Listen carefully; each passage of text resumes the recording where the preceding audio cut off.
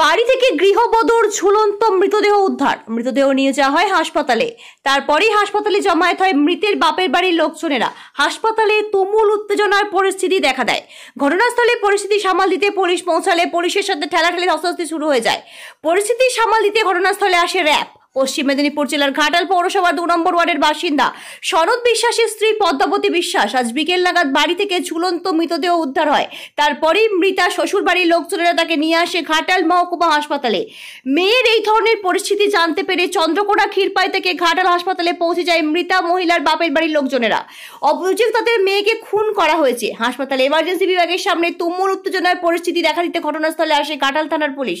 আর তখনই পুলিশের সাথে শুরু হয় ধস্তাধস্তি। পরিস্থিতি সামাল দিতেই মুহূর্তে ঘটনাস্থলে পৌঁছে যায় ঘাটাল থানার বিশাল পুলিশ বাহিনী ও র্যাব। পশ্চিম মেদিনীপুর থেকে শান্তনু বর্ধনের রিপোর্ট, ওয়ার্ল্ড জনতা টিভি। এখন মোটামুটি আমরা কি করে বুঝবো, এখন চড়িয়ে মেরে দেওয়ার ঘটনা, মানে শাশুড়ি আপনারা মনে করছেন? হ্যাঁ আপনারা মনে করছেন? হ্যাঁ, এই জায়গা কারা কারা গালে দাগ আছে।